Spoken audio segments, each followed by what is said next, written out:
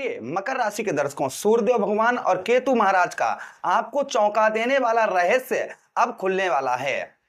ध्यान से सुनिएगा, ये कोई फेक प्रोग्राम नहीं है। जो लोग जो कहते हैं ना कि फोटो लगाकर डाल देते हैं, ये वो प्रोग्राम नहीं है। ये प्रोग्राम सत्यता का प्रतीक है। आप लिख कर रख लीजिएगा, जब ये डेट जो मैं डेट बताऊंगा उस डेट के बाद आपका जीवन में बदलाव ना हो तो कहना शास्त्री जी आप भी फेंकते हो। तो प्रिय मकर राशि के दर्शकों, बहुत ध्यान से सुनिएगा मेरी बात को और बहुत ध्यान से एक एक बात को नोटेट करते जाइएगा, क्योंकि यही सबसे बड़ा परिवर्तन का समय है। वर्षों के बाद में केतु और सूर्य का आपके अष्टम भाव पर, आपके मृत्यु भाव पर योग बनने जा रहा है। कब से बनना जा रहा है? आज से ठीक 15 दिन बाद। इसलिए कोई भी ग्रह जब ऐसा योग बनता है या फिर ग्रहण दोष होता है तो उसका प्रभाव 15 दिन पहले ही देखने को मिलने पर लगता है। तो संभवतः ही कुछ चीजों का आपके अभी से ही आपको प्रभाव हो, यानी कि आपके अंदर जो है ना वो आप ये एक जिज्ञासा आपके अंदर उठ रही होगी कि यार अब कुछ होने वाला है, अच्छा होने वाला या फिर बहुत बुरा होने वाला। ये आपके अंदर ये बात जो है ना वो बहुत ज्यादा खटक रही होगी। इसलिए चिंता करने की बात नहीं है।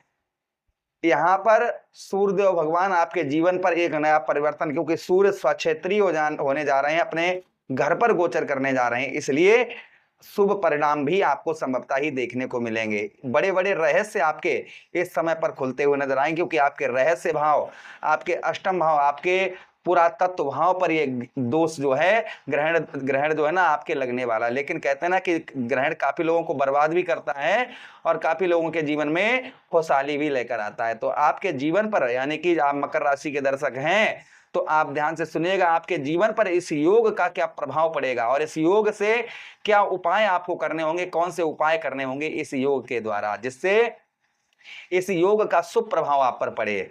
तो वो ये उपाय जो है ना वो सार्वजनिक नहीं कर सकता मैं, लेकिन आप हमारे हैं, आप अपने हैं, इसलिए वो उपाय अवश्य ही मैं यहाँ पर आपको बताऊंगा कि कौन से उपाय आपके लिए बेहद कारगर होंगे और उन उपायों से आपको उत्तम अच्छी सफलता प्राप्त होती हुई नजर आएगी। वो कौन से आपके उपाय होंगे, चलिए प्रोग्राम को प्रारंभ करते हैं और एक एक चीज आपको अब समझाते हैं। नमस्कार, मैं ज्योतिष आचार्य शिवराज शास्त्री आप लोगों का हार्दिक स्वागत कर रहा हूँ। ये प्रोग्राम आपके लगन पर आधारित है, आपकी चंद्र राशि पर आधारित है।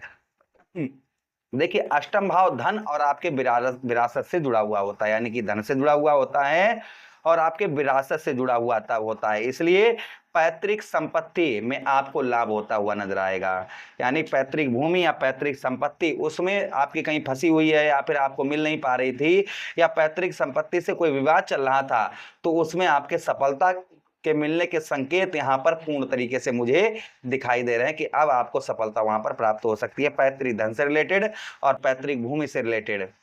उसी के साथ बीमा, टैक्स, बैंकिंग या पुराने रुके हुए कार्य हैं, जैसे बीमा से रिलेटेड, टैक्स से रिलेटेड या बैंकिंग से रिलेटेड आपके पुराने कार्य रुके हुए हैं, तो वह कार्य आपके अब प्रगति पकड़ते हुए नजर आएंगे, यानी कि रफ्तार पकड़ते हुए वह कार्य नजर आएंगे। यदि कोई कानूनी या दस्तावेजी प्रक्रिया चल रही है तो उसमें सावधानी से आगे बढ़ें, इस चीज का ध्यान रखें। यानी कानूनी तरीके से कोई कानूनी दस्तावेजी प्रक्रिया आपकी कागजी यानी कोई प्रक्रिया चल रही है तो उसमें सावधानी से आगे बढ़ें, बिना पढ़े किसी भी कागज पर हस्ताक्षर ना करें, इस चीज का ध्यान रखें।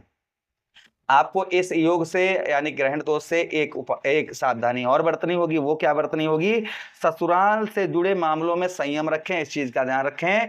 छोटी छोटी ध्यान दीजिएगा, छोटी छोटी बातों को बड़ा विवाद या बड़ा रूप ना बनने दें, इस चीज का और आप ध्यान रखें, यानी कि छोटी छोटी बातों को बड़ा विवाद ना बनने दें, इस चीज का ध्यान रखें। अच्छा, उसी के साथ ही साथ में यदि आप रिसर्च से जुड़े हुए हैं, हमारी तरह ज्योतिष से आप जुड़े हुए हैं, या तंत्र मंत्र से जुड़े हुए हैं, या योग से जुड़े हुए हैं, या चिकित्सा से जुड़े हुए हैं, या मनोविज्ञान से जुड़े हुए हैं, या फिर गूढ़ विद्याओं से जुड़े हुए हैं, तो यह समय आप लोगों के लिए विशेष आपको उपलब्धियां प्रदान करवाता हुआ नजर आएगा। यानी इन चीजों में विशेष उपलब्धियां आपको प्राप्त होती हुई नजर आएगी, क्योंकि केतु जो है वह मोक्ष के कारक हैं और सूर्यदेव भगवान, जिस तरीके से हम सूर्यदेव भगवान को भगवान श्री हरि को नारायण कहते हैं, उसी प्रकार से हम सूर्यदेव भगवान को सूर्य नारायण कहते हैं। इसलिए ये प्रभाव अवश्य ही आपके ऊपर पड़ता हुआ नजर आएगा।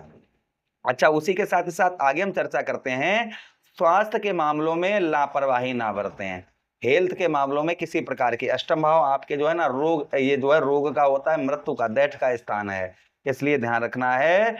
संतुलित जांच, यानी जो है ना नियमित अपनी जांच करें, संतुलित भोजन और पर्याप्त संतुलित भोजन करें और जो है नियमित जांच करते रहें। उसी के साथ ही साथ में पर्याप्त आराम, जो है ना पर्याप्त आराम करें। ये नहीं 24 घंटा लेटे रहें, ऐसा भी नहीं। पुरानी बीमारी को हल्के में ना लें और वाहन चलाते समय विशेष सावधानी भी बरतें, अर्थात जो है ना ट्रैफिक नियमों का, जो ट्रैफिक नियम होते हैं ना उनका पालन करके आप चलें। मैं ये नहीं कहता हूं आपका एक्सीडेंट होने वाला है या आपके चोट लगने वाली है, लेकिन इन चीजों का आप थोड़ा सा ध्यान रखें। अच्छा, उसी के साथ ही साथ आगे हम चर्चा करते हैं सूर्यदेव भगवान की जो दृष्टि है, वह सूर्यदेव भगवान के पास एक दृष्टि है जो आपके धन भाव पर पड़ेगी। जहां पर 11 नंबर आप लिखा देख रहे हैं, यहां पर सूर्यदेव भगवान की दृष्टि पड़ेगी। इससे क्या प्रभाव होगा? तो देखिए, सूर्यदेव भगवान की सप्तम दृष्टि आपके द्वितीय भाव पर पड़ने से, क्योंकि द्वितीय भाव धन, वाणी, परिवार और बचत और भोजन का स्थान है, इस समय परिवार में आपकी बात का महत्व जो है ना परिवार के सदस्य देते हुए नजर आएंगे। लेकिन वाणी में कठोरता रिश्तों में तनाव पैदा कर सकती है, इस चीज का ध्यान रखिएगा। सोच समझकर ही बोले। परिवार के अंतर्गत आर्थिक स्थिति में आपके सुधार के अवसर आपके प्राप्त होंगे, यानी आर्थिक स्थिति जो है ना वह आपकी अब पहले से आपकी बेहतर होती हुई नजर आएगी। और आर्थिक जो है ना आर्थिक दृष्टिकोण से देखा जाए तो यह गोचर उत्तम है। अच्छा, उसी के साथ ही साथ में एक चीज का आपको यहाँ पर भी ध्यान रखना होगा कि अनावश्यक खर्च और जोखिम वाले निवेशों से बचकर रहें, इस चीज का ध्यान रखें। बचत पर पूरा ध्यान दें और धन संबंधी निर्णय धैर्य से लें, जल्दबाजी में धन से रिलेटेड निर्णय ना लें, इस चीज का ध्यान रखें। अच्छा, उसी के साथ ही साथ में आगे हम चर्चा करते हैं वाणी। कहते हैं ना कि ऐसी वाणी बोलिए मन का आपा खोए, आपो शीतल होइए और शीतल होए। तो जितना आप वाणी पर अपने मधुरता बनाकर रखेंगे उतना ही प्रभाव आपके ऊपर और उत्तम अच्छा आपको देखने को संभवतः ही मिलेगा। अब हम बात करते हैं उपाय की। आपको क्या महत्वपूर्ण उपाय जो है वो क्या करने हैं, तो ध्यान से सुनिएगा।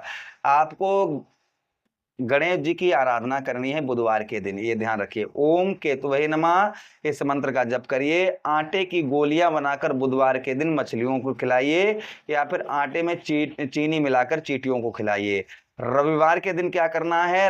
रविवार के दिन आप जो है 108 बार सुबह प्रातःकाल ओम घृणी सूर्याय नमः या फिर ओम भास्कराय विद्महे देवाकराय धीमहि तन्नो सूर्य प्रचोदयाति मंत्र का जप करिए। साथ ही साथ रविवार को गुड़ या फिर गेहूं या तांबे का दान करिए, इससे लाभ आपको उत्तम अच्छा देखने को मिलेगा। किसी भी महत्वपूर्ण दस्तावेज को बिना पढ़े हस्ताक्षर ना करिए।